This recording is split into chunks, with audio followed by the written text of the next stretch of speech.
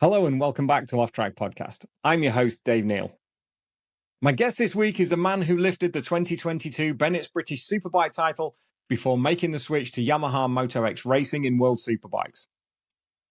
After 2 seasons, a lot of hard work, and results that didn't reflect the effort put in, the man returns to the Bennetts British Superbike Championship with his favoured OMG Racing team for 2025.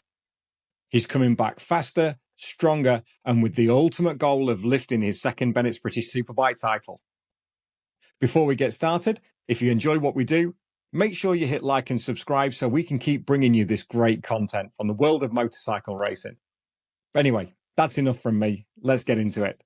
Ladies and gentlemen, this is the brilliant Brad Ray.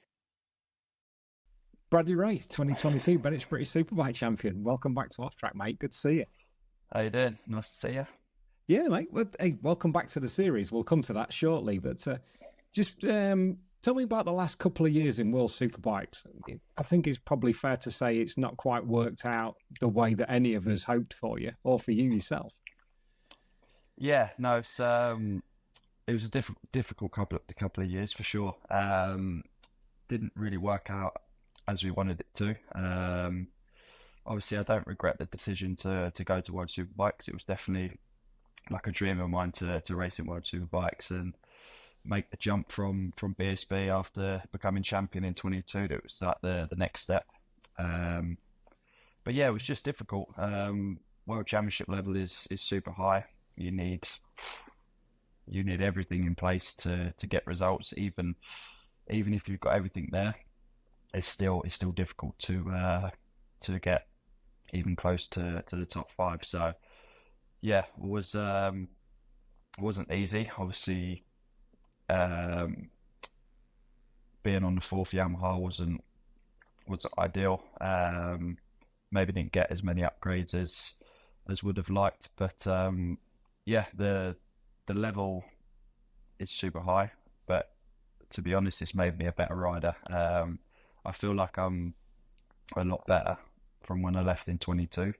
Obviously, results on paper doesn't show too great, but to be even fighting close to top 10, top 15 was super tough. You see even factory teams, factory Ducatis, factory BMWs. Sort of I was there or thereabouts some races with them. So yeah, it wasn't easy, but I've learnt a lot about my riding, how to manage situations. Obviously, riding on the absolute limit for 20 odd laps to stick in with the guys was a big step for me. So I definitely feel better, and I'm super excited to make my step back to BSB and hopefully do something like we've done in 22. Last time we spoke was 23 at Donington. And it was at that point you were still trying to kind of get your head around the electronics, because we've tried to explain this on the show so many times.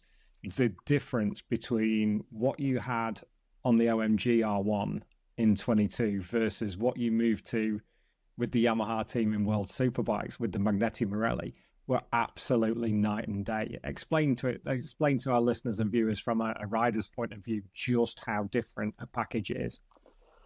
Yeah, no, nowadays, especially in World Superbikes, the electronics setup is the most important thing. So you need obviously a real good electronics man, and a good crew chief as well. And the way you set the bike up is completely different to BSB. BSB is good in a way that once you're set, you'd only adjust small amounts throughout the weekend, and you sort of, once you have your base, you're sort of there or thereabouts for most of the season, to be honest. But in World Championship, there's so much you can change with the torque maps, with anti-wheelie, with traction control, engine brake. BSB is done by gear, so you can change second gear engine braking. But if you've got 5 or 6 second gear corners, then you might fix one area but lose in another. Whereas with the Magnetic Rally, it's corner by corner. So you can change second gear at turn 1, leave second gear at turn 2. And same with TC. TC is exactly the same. You can change TC in every single corner you want. You can change it from how much throttle you open. You can change it from how much lean angle.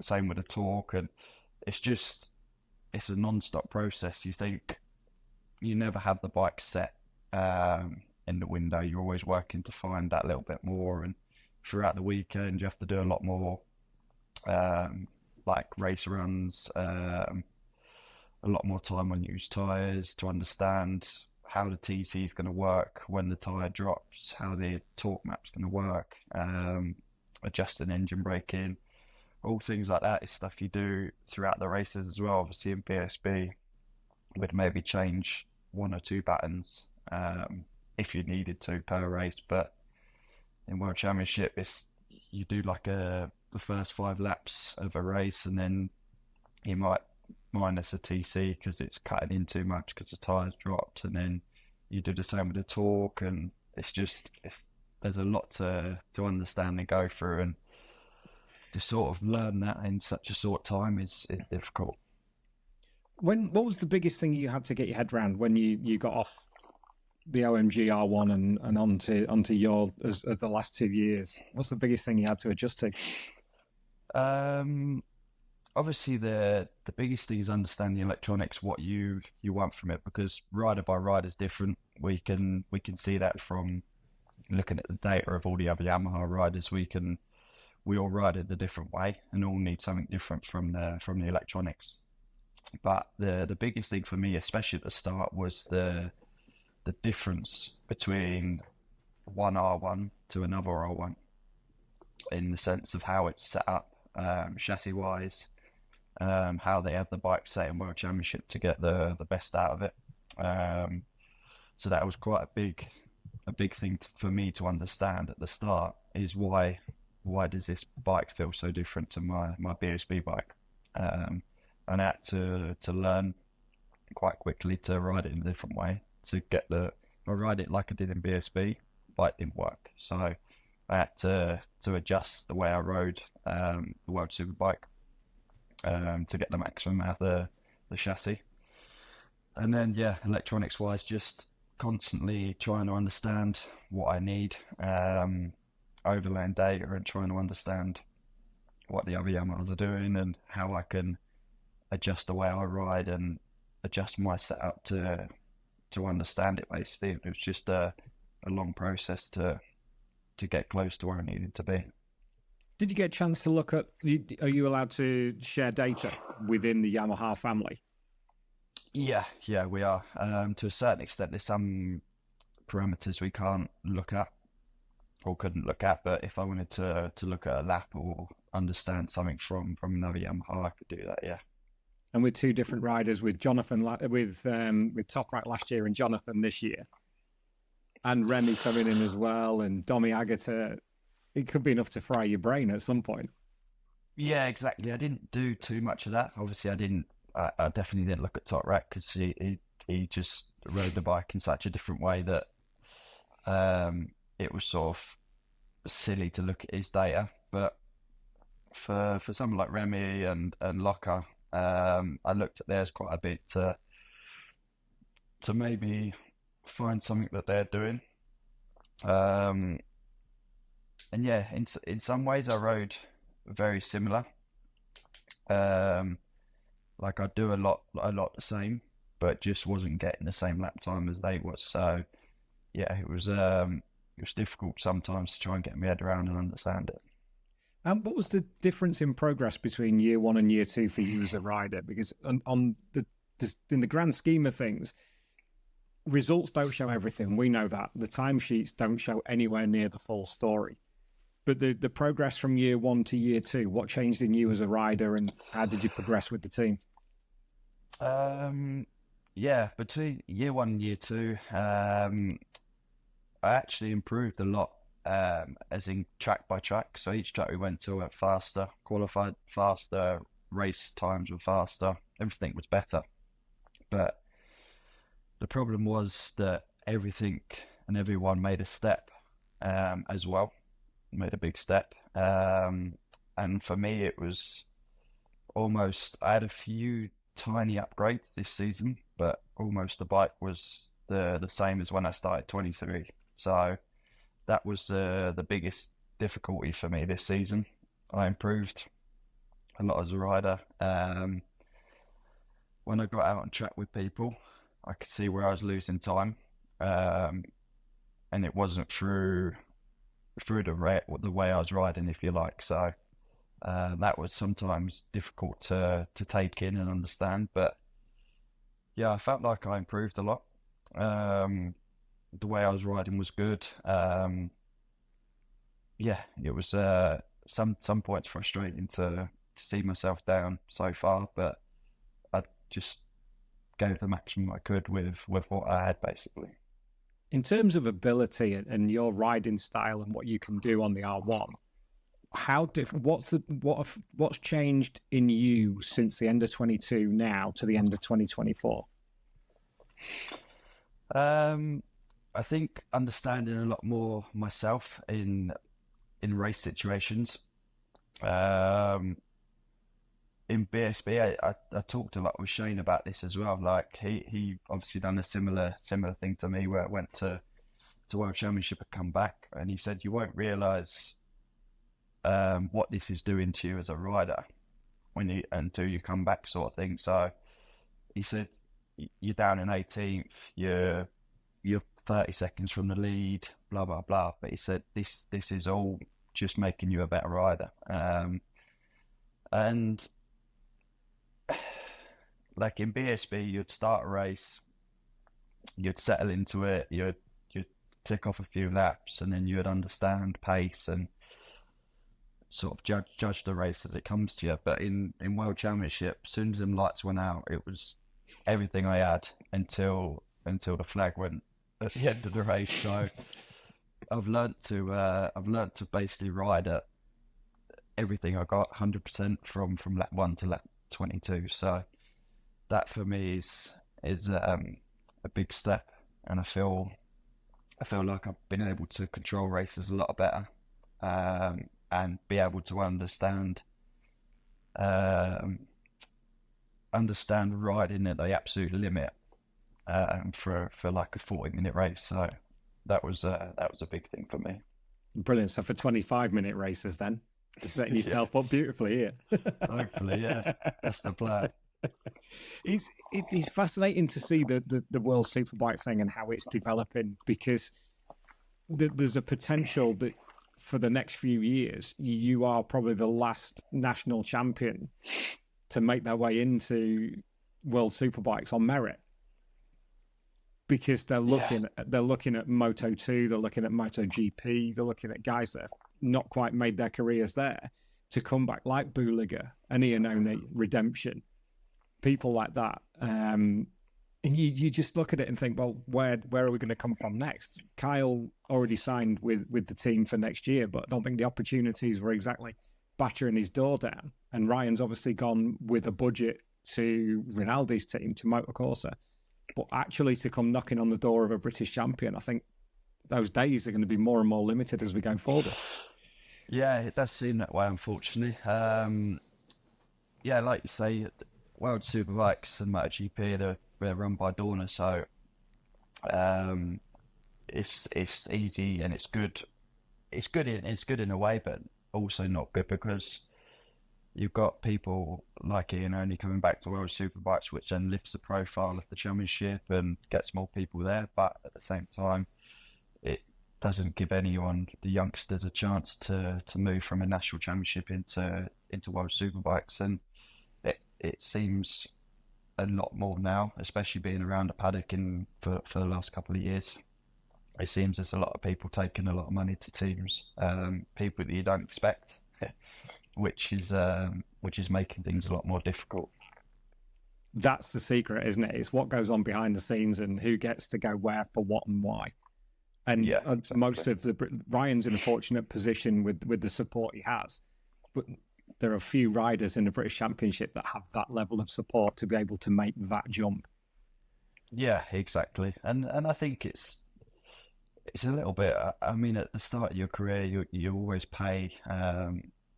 You run a team with your family or close sponsors, and you pay to get yourself up the ladder, but when you're winning national championship races and winning championships, then you almost have to start fresh again in World Superbikes. It's like you got to start from the bottom, and we've spoke to teams in the past, and they say, yeah, we'd love to have you on the bike, but it's going to cost you X amount of money, and you think, like, where's this going? Like, it's you've done your whole career and your whole life to sort of race, and it's become a career, it's become your job. Like, your mechanics don't go to work for free, or they don't pay to go to work. So, like, we risk our lives. We do everything every single day. We train every day. We be the best sort of athlete we can be to almost not get rewarded. But yeah, something's got to change a little bit, I think. It's just a weird old difficult sport at times, isn't it? As we know, the people that we speak to, the friends that we have, and the difficulties that they have, it's not easy. It's not getting any easier either. No. But the great thing is, the sad thing is to miss out on World Superbikes for a third season. Taz is remaining, so I guess he's staying out in Andorra. Yeah. And living the life up in the mountains. We'll come on to that in a bit, because I'm intrigued as to life out there and who you were playing golf with yesterday, and the little life that you've made for yourself out there. Yeah. Making the step back to BSB, how easy a decision was that to make, or was it made easy because of the options in World Superbikes? It wasn't easy. There was a point in this year where I thought, right, I need to sort of suss out what I'm going to do, because I can't keep finishing where I'm finishing. At the end of the day, I'm a racer, I'm a winner, and I want to win, and I want to be competitive. And yeah, it wasn't easy to make the decision to come back to BSB. Obviously, I wanted to stay in World Superbikes and fulfill my career there, but yeah, it was difficult at times. I had some really, really tough times this year where I really thought, you know what, I can't sort of carry on finishing like this. I need to get back to enjoying racing and winning and being competitive, and it all come down to that really. And I knew straight away, speak with my old team, with OMG. I know the team really well. I know everyone in the team. We spoke with Paul and Alan, and it was almost like I could go back to the same crew I had in 22 with the same bike. Obviously, the bike's made a step, which is nice. They got more speed, and I know I can be competitive again. And that was the most important thing for me, to be happy, to be winning. And ultimately, that's the goal in life, whether it's World Superbikes or BSB. I want to be at the top, and I want to be collecting trophies and winning races and being competitive. So at one point it was sort of a difficult decision, but it's sort of a little bit like easy as well, because I knew I couldn't do another year of doing what I was doing. Has it soured your experience, or give it a couple of years, would you look to go back? Because what are you now? Are you 28 yet? 27. 27, 28 next year. Yeah.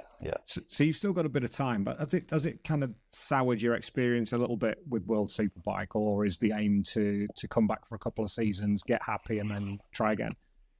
I'd like to go back to World Superbikes for sure.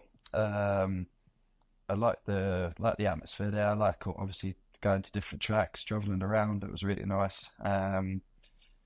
But I wouldn't go back just to say I've gone back. You know, I'd go back knowing I'd be on a bike that I can be really competitive on and enjoy racing. And in that respect, I'd definitely go back. But if something didn't come up where I knew it could be good, then I'd be happy to keep going to BSB and chase down Shakey's 6 British Championships, which we've had a bit of fun and joke about that. I said to him, do you know what, I'm just going to stay in BSB now and get 7 British Championships and break your record. And he said, you're not a chance. So he's going to have different ideas.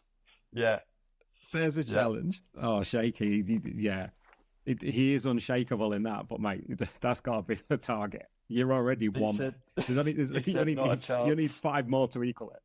Yeah. He said, no, you're going back and you're going back to World Superbikes. You ain't beating that, so we'll see. Which tracks have you enjoyed learning while you've been out there? Because you've had to look at a couple of new tracks. I know you did Red Bull Rookies those years ago and the Spanish Championship and what have you, so a few of the tracks weren't new. But which tracks have you enjoyed riding the most over the last couple of years? Obviously, I liked Imola. Imola was really good.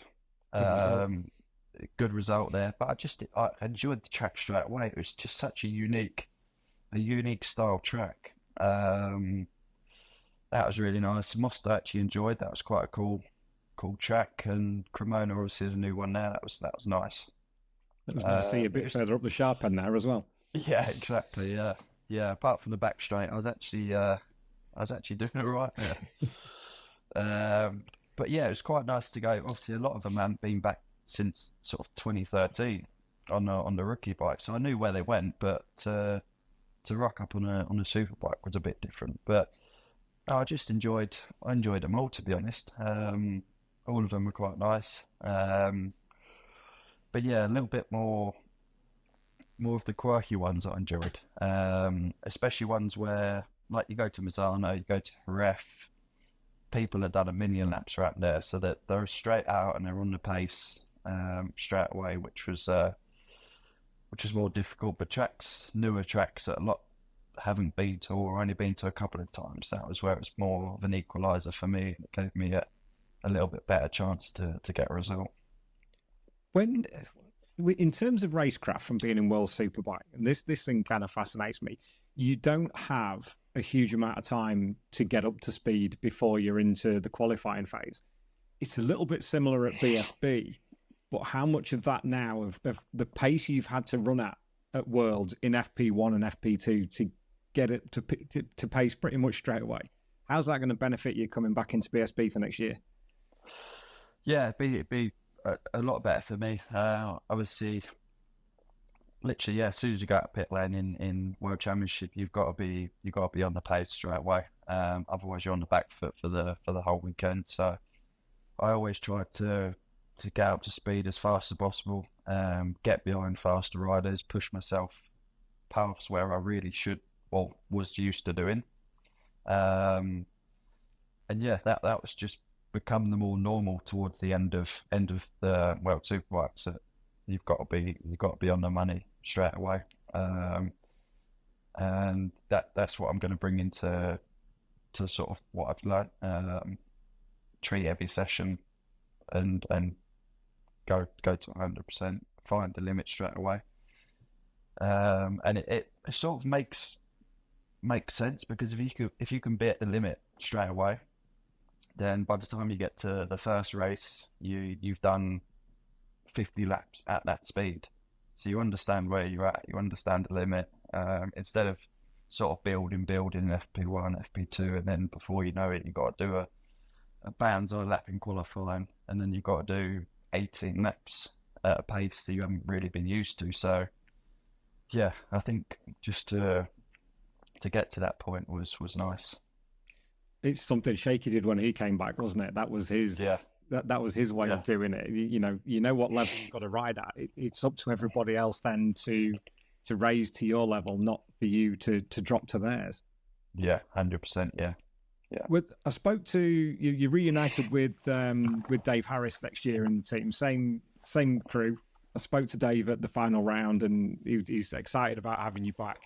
The dream team returns, and I spoke to him about, because since you left, we've had a change of suspension to Bitubo, but he said he's quite confident that you will be quick from the outset, because they've got pretty much a base setting with the bike now, and he understands what you need from the bike pretty much before you get there.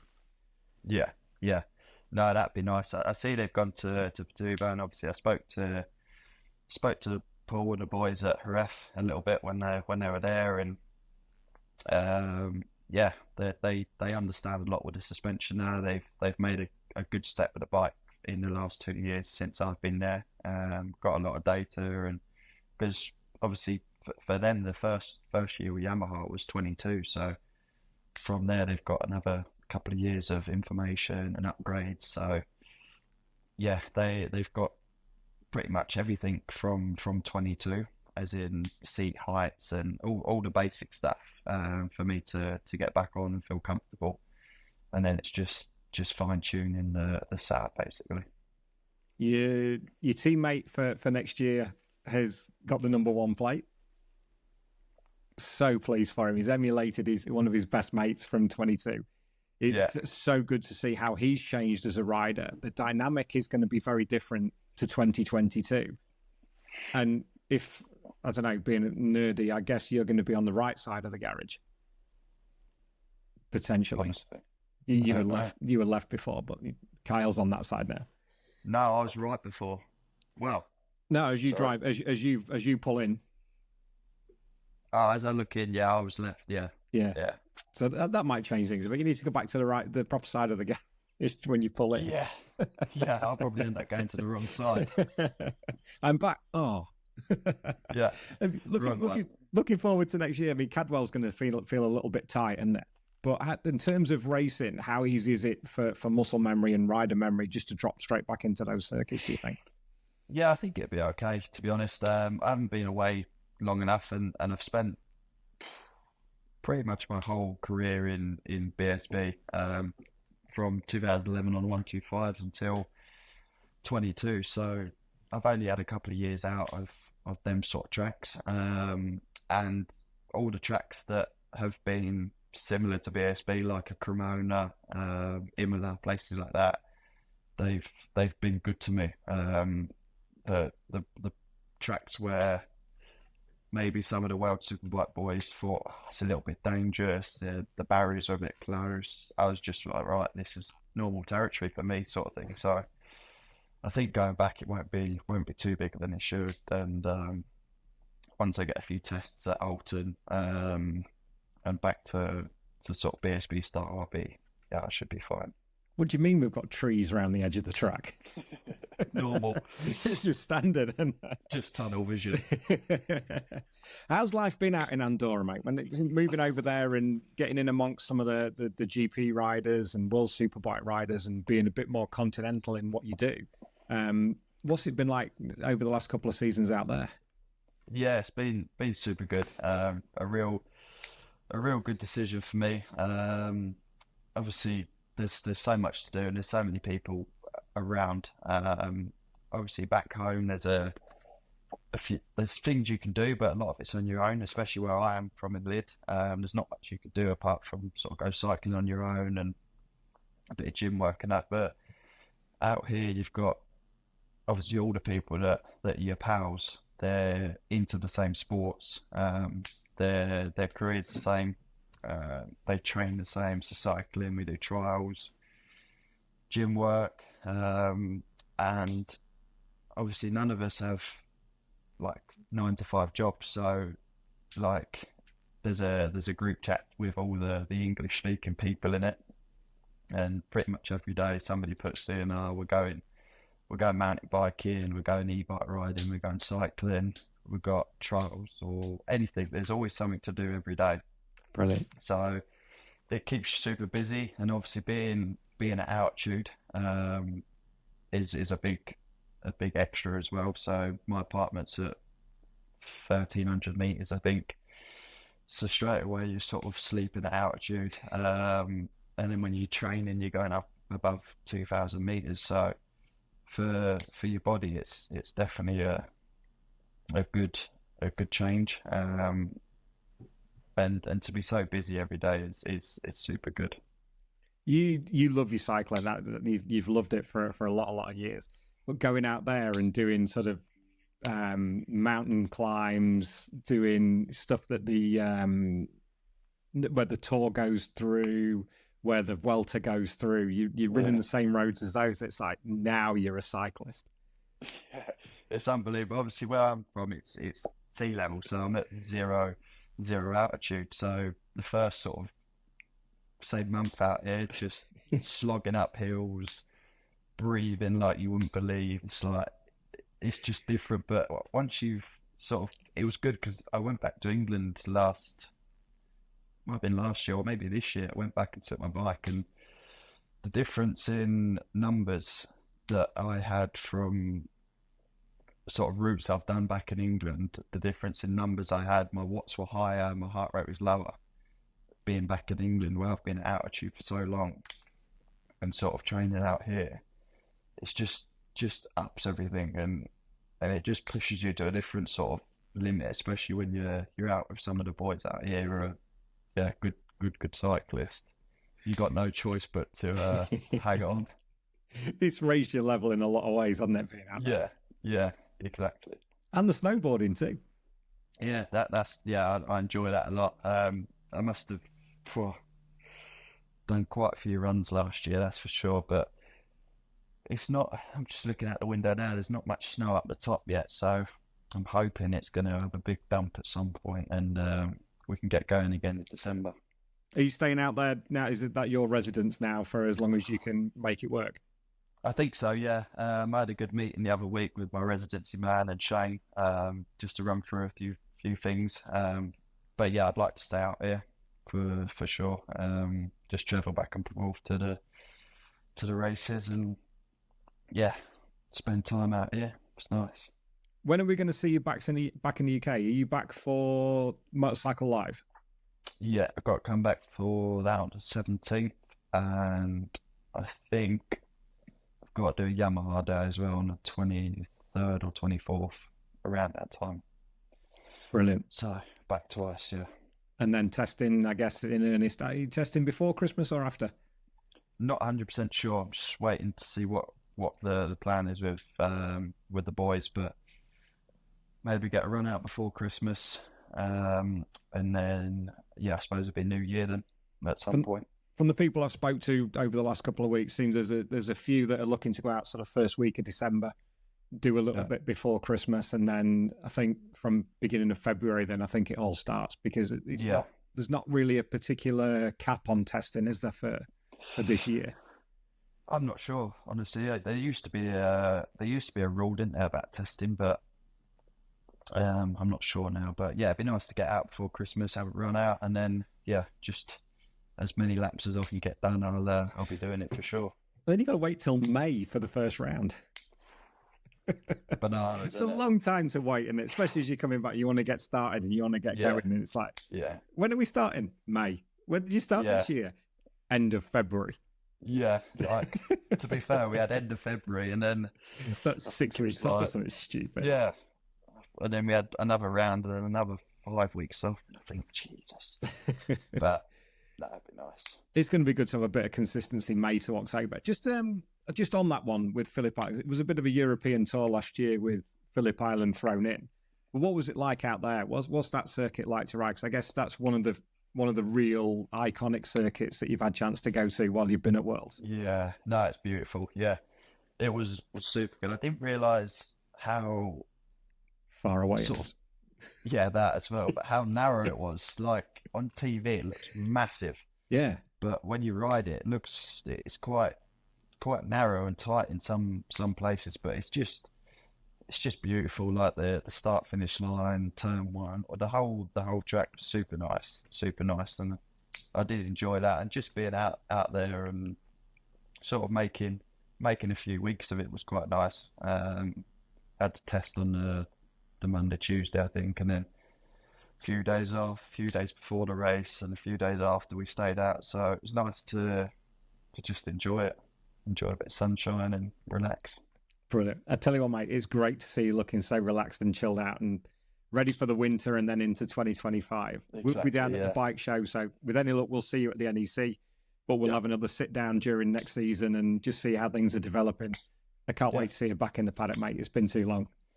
No, it'd be nice. I'm looking forward to it. I'm looking forward to getting after it and being back, hopefully winning ways and enjoying it again. Don't get me wrong, I'd rather see you in World Superbike, but if you can't be there, you might as well come home. Exactly, yeah. And your mum and dad as well, and the chocolate flapjacks. Yeah, needs to get on the case of them, but yeah, we've had a few over the last few years, but she needs to get back to some baking again. They're too nice. That's the trouble. It's not good in the season to be eating that. It's not. Mate, thank you for your time. Enjoy the rest of No your day problem. off. It's been an absolute Thank pleasure. you very much. Ladies and Appreciate gentlemen, it. Cheers, Dave. Brad Ray. Speak to you soon. Thanks, mate. Cheers, mate. See you later. Cheers. Bye-bye. A big thanks to Brad for sparing us the time from his home in Andorra, and we wish him all the very best on his return to the championship with the OMG Racing team. Next week, we have another great chat, and it's another long one. We sit down with the incomparable MotoGP and World Superbike commentator, Julian Ryder. It's one you really don't want to miss, and I know an awful lot of you are looking forward to hearing from Jules. We're also heading up the M6 to Penrith next week to chat to Jordan and Frank Bird, which will come your way in the next couple of weeks, and also heading back to Lincolnshire to chat with the fabulous Roger Bennett. So plenty to come your way over the next few weeks, and we'll be down at the NEC for Motorcycle Live as well. So hopefully we'll see a few of you there. Please don't forget, if you can, drop us a like, drop us a subscribe, and we'll catch up again next week. Thank you so very much for watching. Bye-bye.